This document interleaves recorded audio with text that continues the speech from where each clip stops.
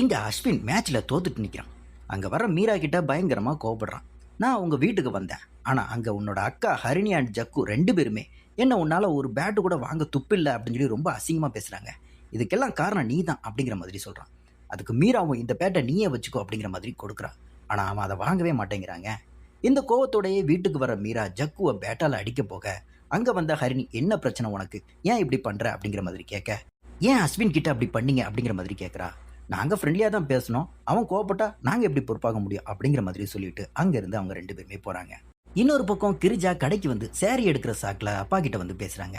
ஆனா அப்பாவுக்கு அவங்க இங்க வந்தது சுத்தமாவே பிடிக்கல போலங்க. கடுகடுன்னே பேசுறாரு. அந்த டைம் அங்க ஜக்கு வர அவங்க கிட்ட ஏதோ பேசியே அனுப்பி வைக்கிறார். அதுக்கப்புறம் உனக்கு சேரி வேணும்னா என்கிட்ட சொல்லு, நான் வீட்டுக்கே கொண்டு வரேன் அப்படின்னு சொல்லி அனுப்பி வைக்கிறாருங்க. கட் பண்ணா ஹரிணி ஜெயஸ்ரீ கிட்ட தன்னோட லவ் பத்தி சொல்றான். அதுக்கு அவளும் என்னோட இந்த நிலைமையை பார்த்துமா உனக்கு லவ் வேணும் அப்படின்னு கேட்குறாங்க. சித்து ஒன்றும் உன்னோட ஆள் மாதிரிலாம் இல்லை அப்படிங்கிற மாதிரி ஹரிணி சொல்கிறான்.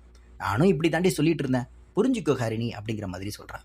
ஆனால் ஹரிணி எனக்கு அவனை ரொம்பவே பிடிச்சிருக்கு, ஆனால் நடுவில் ஒருத்தி வந்து ரொம்பவே டார்ச்சர் பண்ணுறா அப்படிங்கிற மாதிரி புலப்புறான்.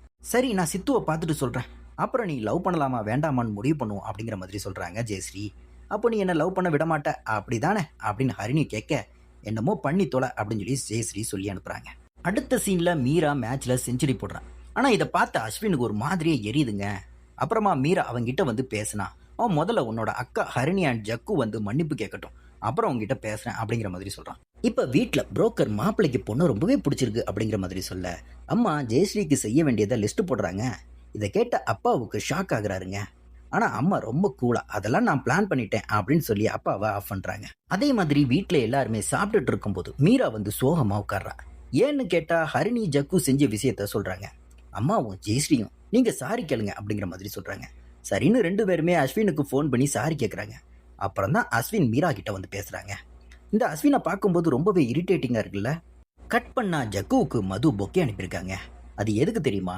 ஃபாதர் டாட்டர் சாங்க பல்லவியை மட்டும் தனியா பிரிச்சு கொடுத்தான்ல, அதுக்காக. அதை பார்த்து அவன் ஃப்ரெண்டு மது உன்னை லவ் பண்றா போல தெரியுதுடா, அதுக்கு ஒரு டெஸ்ட் வச்சு பத்துருமா அப்படிங்கிற மாதிரி ஒரு ஐடியா கொடுக்குறான்.